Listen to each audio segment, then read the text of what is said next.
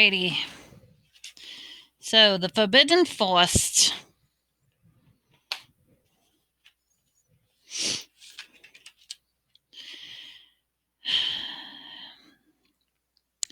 Things couldn't have been worse. Filch took them down to Professor McGonagall's study on the first floor, where they sat and waited without saying a word, to each other. Hermione was trembling. Excuses, alibis, and wild cover-up stories chased through each other's around Harry's brain, each more feeble than the last. He couldn't see how they were going to get out of this trouble this time. They were concerned how they would have been so stupid to forget the cloak. There was no reason on earth that Professor McGonagall would accept for their being out of bed and creeping around at school at the dead of night, let alone being in the tallest astronomy tower, which was out of bounds except for classes, and Norbert and the invisibility cloak that might well sent us packing our bags already. Had Harry thought of things couldn't have been worse, he was wrong. When Professor McGonagall appeared, she was leading Neville. "Harry!" Neville burst out, the moment he saw the other two. "I was trying to find you to warn you. I heard Malfoy saying he was going to catch you. He said that you had a Harry shook his head violently to shut Neville up, but Professor McGonagall had seen. She looked at more likely to breathe fire on them than Norbert had in the tower over the three of them. "I would never believed it of any of you. Mr. Filch says you were at the astronomy tower. It was 1 o'clock in the morning. Explain yourselves." It was the first time Hermione had ever failed to answer a teacher's question. She was staring at her slippers, as still as a statue.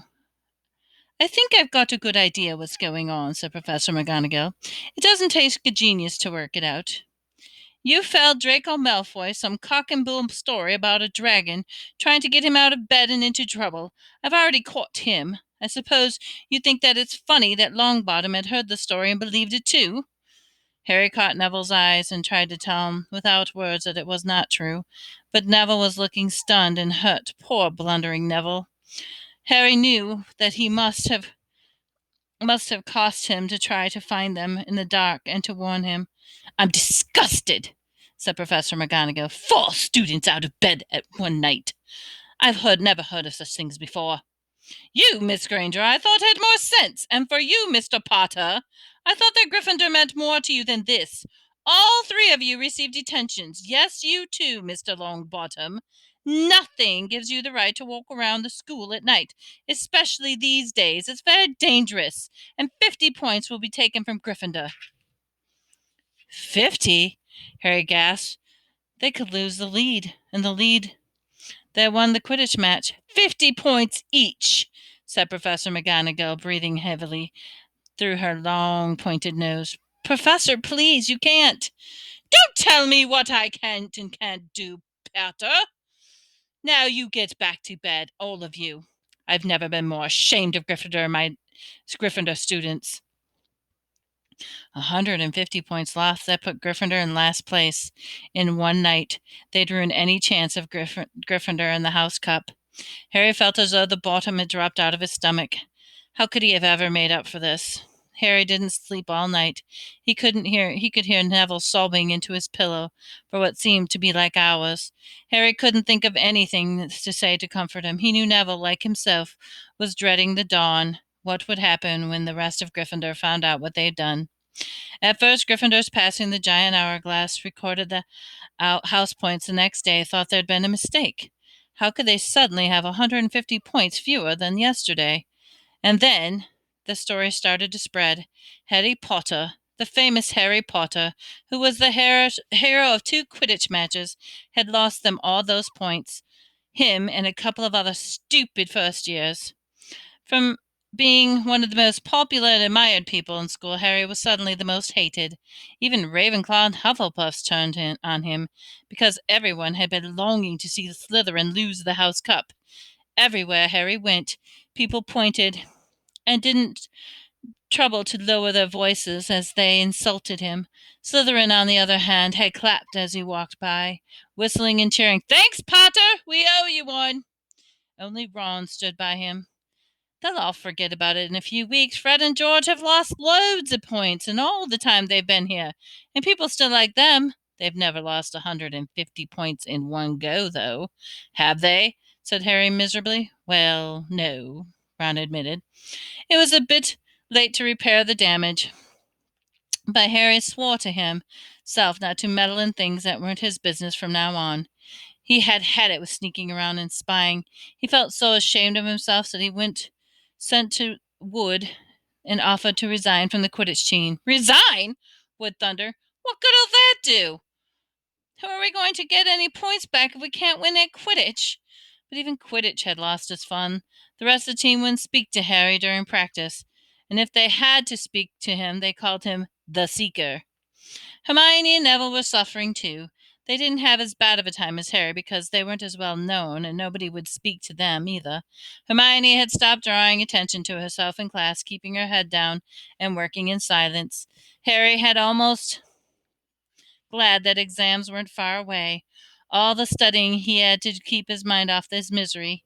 He, Ron, and Hermione kept to themselves, working late into night, trying to remember the ingredients and the complicated potions and learn charms spells by heart, to memorize the dates of magical discoveries and goblin rebellions.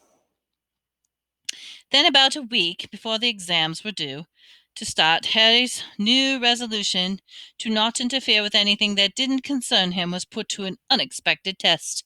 Walking back from the library on his own one afternoon, he heard somebody whimpering from a classroom.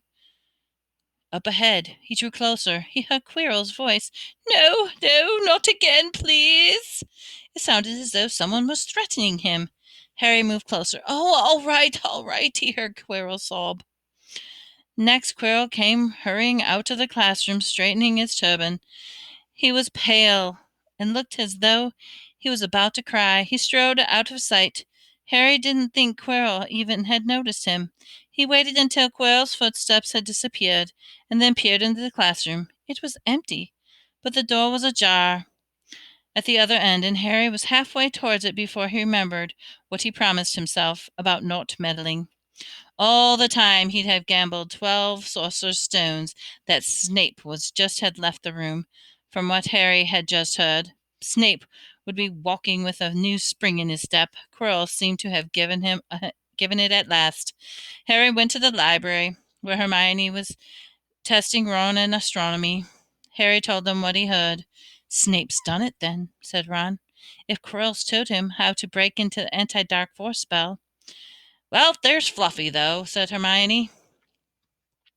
"Maybe Snape's found a way to get past him without asking Hagrid," said Ron, looking up at the thousands of books surrounding them. "I bet there's a book somewhere here telling you how to get past a three-headed dog. So what do we do, Harry?" The light of adventure enkindling again in Ron's eyes, but Hermione answered before Harry could. "Go to Dumbledore. That's what we would have done ages ago. We should have done ages ago. If we try anything ourselves, we'll be thrown out for sure." "But we've got no proof," said Harry. "Quirrell's too scared to back us up. Snape's only got to say that he doesn't know how the troll got into on Halloween, and that he was somewhere on the third floor. Who don't who who do you think they'll believe, him or us? It's not exactly a secret we hate him. Dumbledore think we made it up to get him sacked. Filch wouldn't help us if his life depended on it. He's too friendly with Snape, and more students get thrown out the better, he'll think. And don't forget, we're not supposed to know about the stone or Fluffy. That'll take a lot of explaining." Hermione looked convinced, but Ron didn't. "Well, if we just don't do a little bit of poking around." "No," said Harry flatly. "We've done enough poking around." He pulled a map of Jupiter towards him and started to learn the names of its moons. The following morning, notes were delivered to Harry and Hermione and Neville for the breakfast table. They were all the same. "Your detention will take place at 11 o'clock tonight. Meet Mr. Filch in the entrance hall. Professor McGonagall." Harry had forgotten he still had detentions to do. to do with the fur over the points that they'd lost. He half expected Hermione to complain that it was a whole night of studying lost, but she didn't say a word. Like Harry, she felt they deserved what they got. At 11 o'clock at night, they said goodbye to Ron in the common room and went down to the entrance hall with Neville, and Filch was already there, and so was Malfoy. Harry had forgotten that Malfoy had gotten detention too. "Follow me," said Filch, lighting a lamp and leading them outside. "I bet you'll think twice before breaking ground with school rules again, won't you, eh?" He led them, leering at them. "Oh, yes, hard work and pain are the best teachers, if you ask me. It's just a pity they let the old punishments die out. Hang you by your wrist from the ceiling for a few days. I've got the chains still in my office. Keep 'em well oiled in case I ever needed. Right, off we go. Don't think running off now. It'll be worse for you if you do." So they marched across the dark grounds. Neville kept sniffing. Harry kept wondering what the punishment was going to be. It must be something really horrible. Fitch wouldn't be sounding so delighted.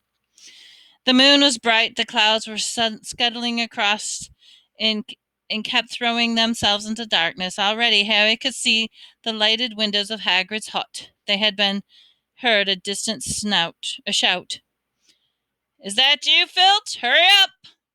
I want to get started." Harry's heart rose. If they were going to be working with Hagrid, it wouldn't be so bad. His relief must have shown on his face, because Filch said, "I suppose you think you'll be enjoying yourself now, with that oaf. Well, think again, boy. It's into the forest you're going, and I'm not much mistaken if you'll come out in one piece." At this, Neville let out a little moan, and Malfoy stopped dead in his track. "The forest?" he repeated, and he didn't sound quite as cool as usual. "We can't go there at night. There's all sorts of things there. Werewolves, I heard." Neville clutched the sleeve of Harry's robe and made a choking noise. "That's your problem, isn't it?" said Filch, his voice cracking with glee. "Should have thought of that. Should have thought of them werewolves before you got in trouble, shouldn't have you?" Hagrid came striding out with them in the dock. Out of the dock. Fang was at his heel.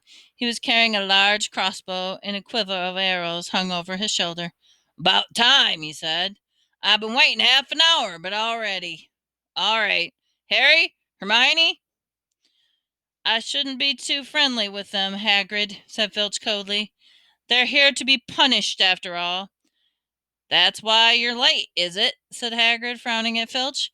"Been lecturing him, have ya? It's not your place to do that. You've got done your bit, now I'll take over from here."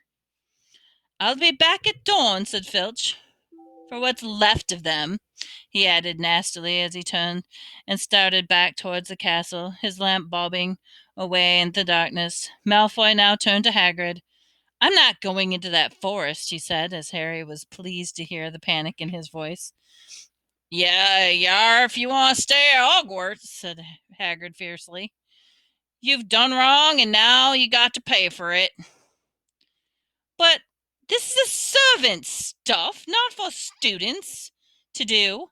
I thought we'd be copying lines or something. My father knew I was doing this. He'd tell you how it is at Hogwarts," Hagrid growled. "Copying lines. What good's that to anyone? You'll do some of it yourself. And yeah, you'll get out. If you think your father'd rather have you expelled, then back off to the castle. Go back, go on." Malfoy didn't move. He looked at Hagrid furiously, and then dropped his gaze. "Right then," said Hagrid. "Now listen carefully, 'cause it's dangerous. And what we're going to do tonight, and I don't want no one taking any risk. Follow me over here a moment." He led them out to the edge of the forest, holding a lamp up high, pointed the narrow, winding earth track, and disappeared into the thick trees. A light breeze lifted his hair, and they looked into the forest. "Look there," said Hagrid. "See that stuff shining on the ground? That silvery stuff? That's unicorn blood. There's a unicorn in there, been hurt badly by summit.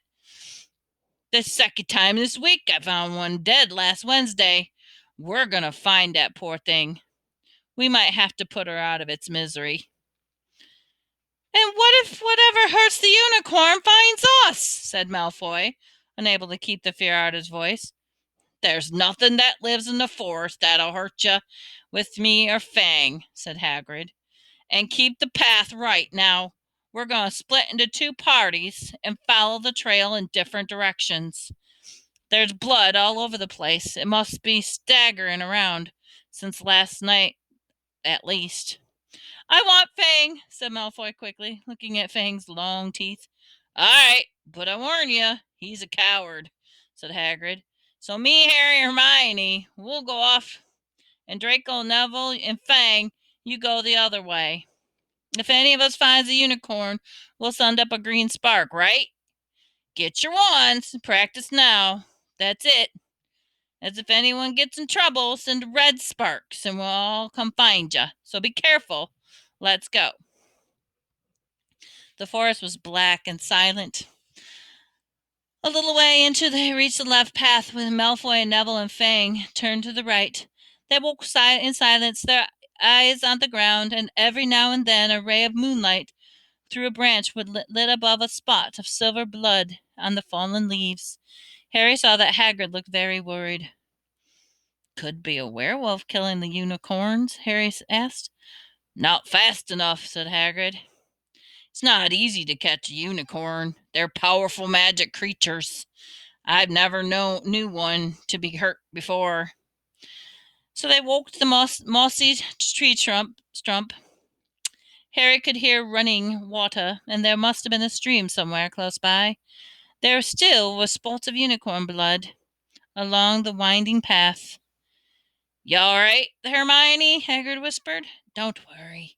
It can't have gone far. It's badly hurt, and we'll be able to—" "Get behind that tree!" Hagrid seized Harry and Hermione and hoisted them off the path behind a towering oak. He pulled out an arrow and fitted it into his crossbow, raising it, steady, ready to fire. The three of them listened. Something was slithering over the dead leaves nearby. It sounded like a cloak trailing over the ground. Hagrid was squinting up the dark path, but after a few seconds the sound faded away. "I knew it," he murmured. "There's someone out here. Shouldn't be." "A werewolf?" Harry suggested. "No, that wasn't no werewolf. That was no unicorn neither," Harry said grimly. "Right, follow me. Be careful now." They walked slowly, ears straining to hear the faintest sound.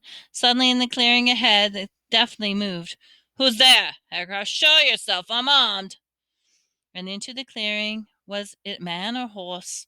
To the waist, man, and with red hair and a beard, but below it was a horse, gleaming chestnut body with long reddish tail. Harry and Hermione's jaws dropped. "Oh, it's you, Ronan," said Hagrid in relief. "How are you?" He walked forward and shook the Centaur's hand. "Good evening to you, Hagrid," said Ronan. He had a deep, sorrowful voice. "Were you going to shoot me?" "Can't be too careful, Ronan," said Hagrid, patting his crossbow. "There's summat bad loose in the forest. This is Harry Potter and Hermione Granger. By the way, students up at the school, and this is Ronan. You two, he's a censure."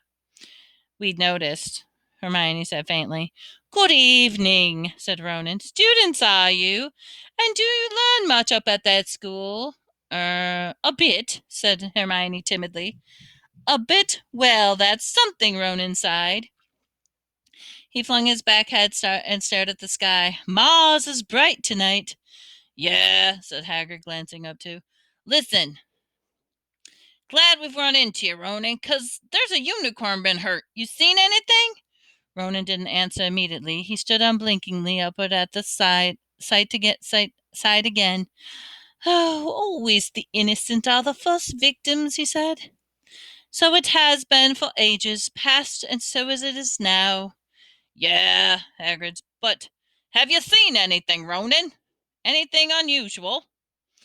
"Mars is bright tonight," Ronan repeated, while Hagrid watched him impatiently. "Unusually bright." "Yeah?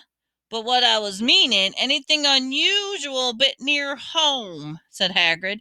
"So you haven't noticed anything strange?" Yet Ronan again took a while to answer, and at last he said, "The forest hides many secrets." A movement in the trees behind Roman made Hagrid raise his bow again, but it was only a second Centaur, a black-haired, bodied, with a wider looking than Ronan. "Hello, Bane," said Hagrid. "All right." "Good evening, Hagrid. I suppose you're well?" "Well, enough to look. I've just been asking Ronan. You seen anything odd lately? There's a unicorn been injured. Would you be knowing anything about it?" Hayne walked and Bane walked beside next to Ronan. He looked skyward. "Mars is bright tonight," he said simply. "We've heard," said Hagrid grumpily. "Well, if either of you do see anything, you let me know, would you? We'll be off then." Harry and Hermione followed him in the clearing, staring over the shoulders of Ronan and Bane until the trees blocked their view. "Never," said Hagrid irritably, "try and get a straight answer from a Centaur, Rudy stargazers. They interested in anything closer to the moon." "Are there many of them here?" asked Hermione. "Oh, a fair few. Keep themselves to themselves mostly. But they're good enough at running up if I ever want a word. They deep mind Centaurs. They know things. Just they don't let on much." "Do you think that was a Centaur that we heard earlier?" said Harry. "That sound like hooves to you?" "Nah, if you ask me, that's when somebody's been killing the unicorns. Never heard anything like that before." They walked through the dense trees, dark trees. Harry looked up nervously, looked over his shoulder, and had a nasty feeling they were being watched. He was very glad when he saw Hagrid and his crossbow with them. They had just passed the bend of the path when Hermione grabbed Hagrid's arm. "Hagrid, look! Red sparks! The others are in trouble." "You two wait here," Hagrid shouted. "Stay on the path. I'll come back for you." They heard him crashing away through the undergrowth, stood looking at the other way, very scared until they couldn't see anything but rustling leaves ahead of them. "You didn't think they'd been hurt, do you?" whispered Hermione. "I don't care if Malfoy was hurt, but if something got Neville, it's our fault. He's here in the first place." The minutes dragged. The ears seemed sharper than usual. Harry seemed to be picking up every sigh of the wind, every cracking twig. What was going on? Where were the others? At last a great crunching noise around Hagrid's return. Malfoy and Neville and Fang were with him. Hagrid was fuming. Malfoy, it seemed to had sneaked up behind Neville and grabbed him as a joke. Neville had panicked and set up the red sparks. "Ugh, we'll be lucky to catch anything now, with that racket you two were making, right? We're changing groups. Neville, you stay with me. Hermione and Harry, you go with Fang and this idiot."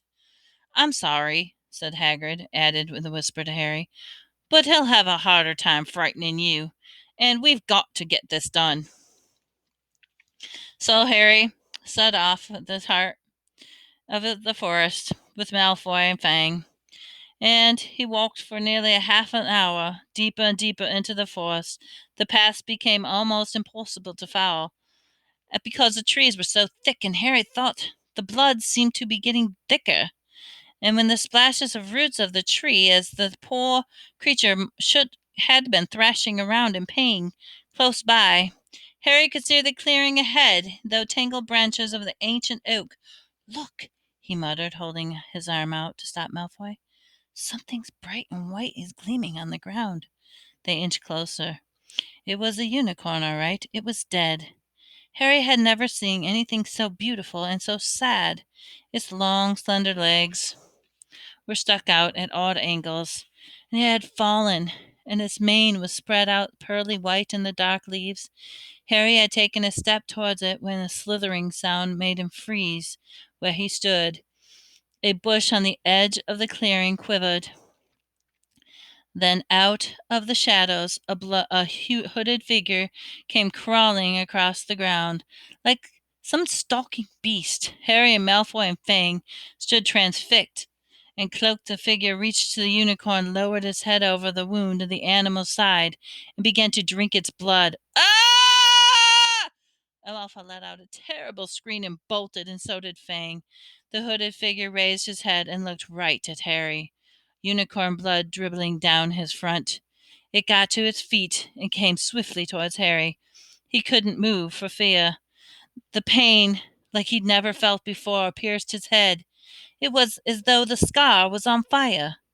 Half blinded and staggered backward, he heard hoofs behind him galloping, and something jumped clean over Harry and charged at the figure.